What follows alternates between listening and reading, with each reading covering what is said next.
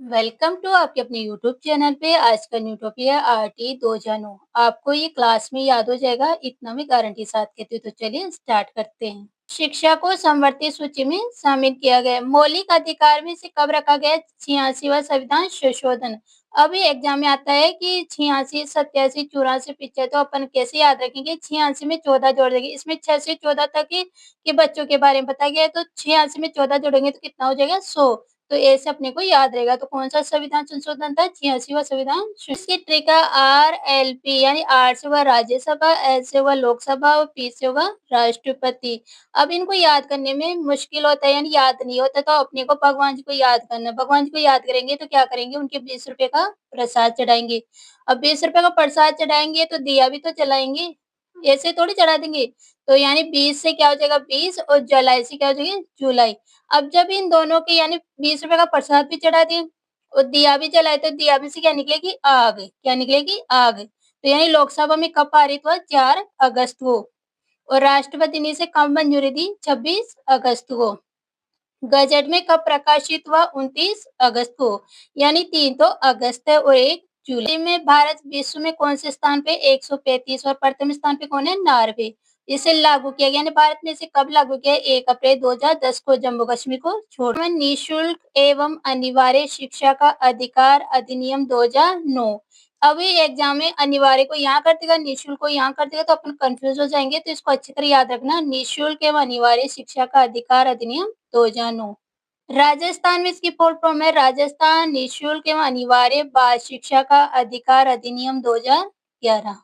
इसमें 7 अध्याय, 38 धाराएं और एक अनुसूची। इसको मैं ऐसे याद कराऊंगी कि आपको मरते दम भी याद रहेगा। अध्याय 1 में क्या है? प्रस्तावना, जिसमें कौन कौन सी धारा आती है? धारा 1, धारा 2। अध्याय 1 में क्या दिया गया? संक्षिप्त परिचय। अब आरटीई किसमें किसमें लागू नहीं होता? मदरसों में, वैदिक पाठशाला में, धार्मिक शिक्षा में। धारा 2 में किसका उल्लेख है? शब्दावली का। अब 26 जनवरी आ रही है तो वहां पर मंच पे अपन बोलते हैं, हाँ अब आचार्य जी आएंगे, प्रधानाचार्य जी आएंगे, अपने 2 शब्द कहेंगे। तो 2 में क्या हो गया? 2 शब्द, यानी धारा 2 में क्या हो गई? शब्दावली। अध्याय 2 में क्या है? निःशुल्क एवं अनिवार्य शिक्षा का अधिकार। इसमें कौन कौन सी धारा है? 3, 4, 5। धारा 3, 3 को इंग्लिश में क्या बोले? 3, 3 फ्री, 3 फ्री, यानी इसमें शिक्षा बिल्कुल निःशुल्क दी जाती है। 4 में कहा गया है आयु के अनुसार प्रवेश, यानी बच्चे की जितनी आयु होगी उस हिसाब से उसे कक्षा में बिठाया जाएगा। अगर मान लो कोई 9-10 साल का बच्चा स्कूल में एडमिशन ले रहा है तो क्या अपन उसे एलकेजी यूकेजी बिठाएंगे क्या?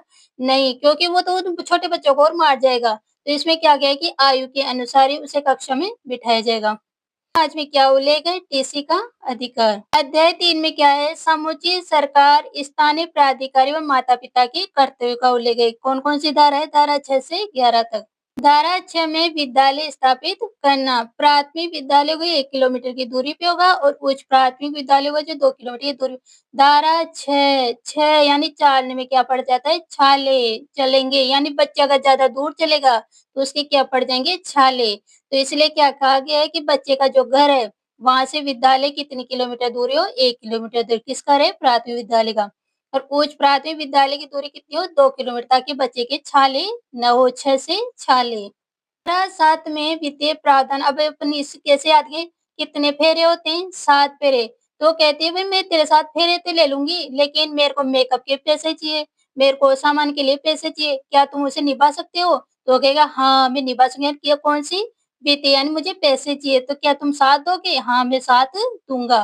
तो धारा 7 को क्या है? वित्तीय प्रावधान।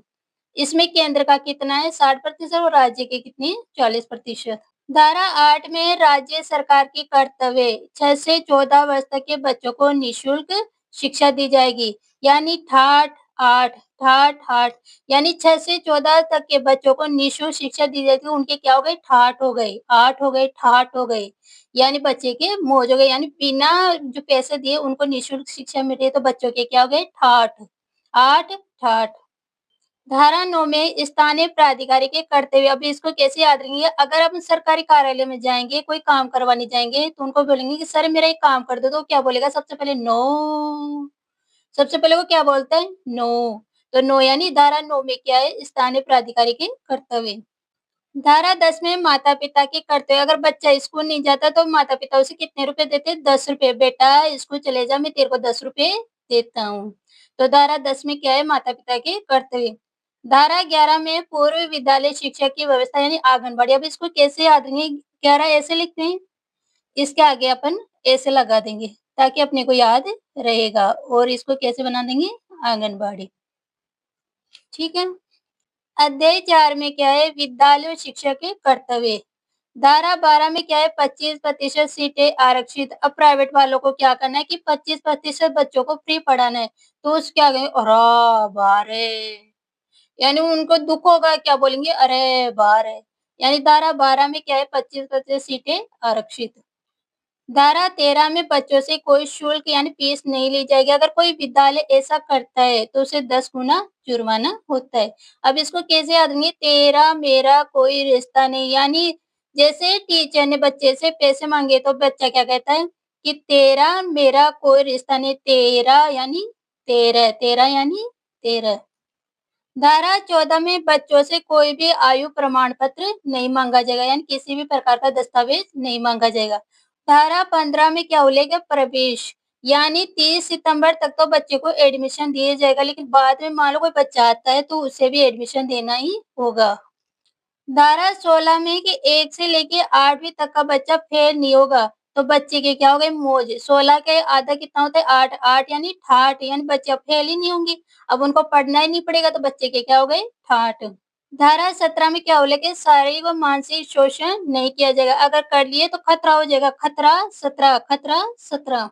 धारा 18 स्कूल मान्यता। अब जैसे अपन 18 वर्ष के होते हैं तो अपने को क्या मान्यता मिलती है? वोटिंग देने की। उसी प्रकार धारा 18 में क्या बोले कि स्कूल मान्यता। अगर कोई स्कूल बिना मान्यता के खोलता है तो उसपे 1 लाख का जुर्माना होता है और प्रतिदिन 10,000 का जुर्माना होता है। धारा 19 में मान और मानक। अगर कोई विद्यालय मानो उसके मान और मानकों को पूरा नहीं करता तो 3 साल के भीतर करना ज़रूरी है। अगर नहीं करता है तो 1 लाख का जुर्माना होता है, प्रतिदिन 10,000 का जुर्माना होता है। धारा 20 में केंद्र सरकार संशोधन यानी केंद्र सरकार इसमें संशोधन कर सकती है मान और मानकों में। धारा 21 में एसएमसी का गठन। धारा 22 में विद्यालय विकास योजना का निर्माण और धारा 23 में क्या है? शिक्षक की योग्यताएं। तो कोई बच्चा पूछ लेता है टीचर को तेई योग्यता क्या है? यानी तेई यानी तेरी योग्यता क्या है? तेई योग्यता तेई यानी 23, तेई यानी 23। और 24 को भी ऐसे याद रखना कि धारा 24 में क्या है? शिक्षक के कर्तव्य। धारा 25 वेरी इंपॉर्टेंट है, हर एग्जाम में पूछा जाता है। इसमें क्या बोलेगा? छात्र शिक्षक अनुपात। 1 से लेके 30 तक अगर छात्र है तो उसमें टीचर होगा 1। 31 से 60 तक स्टूडेंट है तो उसमें टीचर होंगे 2। 61 से 90 तक स्टूडेंट है तो उसमें कितने टीचर होंगे? 3। 91 से 120 में अगर स्टूडेंट है तो उसमें कितने टीचर होंगे? 4। 120 से 200 स्टूडेंट है तो उसमें कितने टीचर होंगे? 5। यहाँ पर 121 नहीं करेंगे, यहाँ पर कितना होगा? 120। 150 से अधिक स्टूडेंट है तो उसमें एक तो प्रधानाचार्य होंगे और 5 टीचर होंगे। 200 प्लस स्टूडेंट है तो उसका छात्र अनुपात कितना होगा? 40:1। 100 प्लस स्टूडेंट है तो उसमें छात्र शिक्षक अनुपात कितना होगा? 35:1। 1 से लेके 5वीं तक के बच्चों के साल में कितने घंटे होनी चाहिए पढ़ाई के? 800 घंटे और कार्य दिवस कितने होने चाहिए? 200। छठी से लेकर 8वीं तक के बच्चों के साल भर में कितने घंटे होने चाहिए? 1000 और कार्य दिवस कितने होने चाहिए? 220 और सप्ताह में कितने घंटे होने चाहिए? 45 घंटे। धारा 26 में क्या कहा गया? 10% से ज्यादा पद रिक्त नहीं होंगे। और धारा 27 में कहा गया है, जनगणना, आपदा प्रबंध और चुनाव के अलावा टीचर को किसी भी काम में नहीं लगाया जाएगा। तो इसको कैसे आएँगे? सत्ता, 27, सत्ता, 27, सत्ता यानी सत्ता से संबंधित यानी राज्य संबंधित है। जनगणना, आपदा प्रबंध, चुनाव, सत्ता यानी सत्ता। धारा 28 में प्राइवेट शिक्षण निधि यानी टीचर जो गवर्नमेंट टीचर वो प्राइवेट शिक्षण नहीं देगा। अब इसको कैसे याद रखेंगे? 2 और 8 कितने होते हैं? 10, 10 यानी बस। अबे भाई बस खूब है। ये गवर्नमेंट स्कूलों में पढ़ा रहा है ना वही खूब है। अब प्राइवेट यानी ट्यूशन मत दे। 10 यानी बस खूब है। अध्याय 5 में क्या है? प्रारंभिक शिक्षा का पाठ्यक्रम और उनको पूरा किया जाना। इसमें कौन-कौन सी धारा है? 29 और 30। धारा 29 में क्या है? पाठ्यक्रम और मूल्यांकन प्रक्रिया। अब इसको कैसे याद रखेंगे? जब अपन बाजार में जाते हैं और किसी चीज का मूल्य करवाते हैं, अगर मूल्य ज्यादा बताता है तो अपने को क्या आ जाती है? कास्ट-शीट। वो क्या बोलेगा? 29 यानी उन्हें पानी पिला। तो अपने इसको कैसे याद रखेंगे?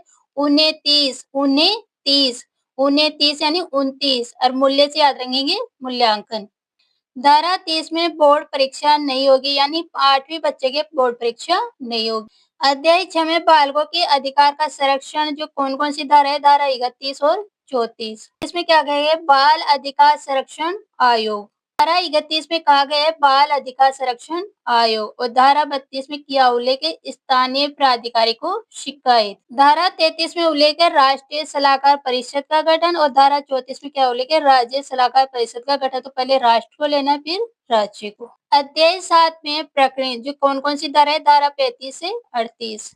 धारा 35 में समुचित सरकार को निर्देश जारी करना। धारा 36 में अभियोजन की पूर्व अनुमति लेने हेतु। धारा 37 में समुचित सरकारों एसएमसी के विरुद्ध न्यायालयों में वाद दायर नहीं होगा और धारा 38 में प्रत्येक राज्य आवश्यक संशोधनों के साथ लागू। इस चैनल को लाइक, शेयर और सब्सक्राइब करें। Thank you.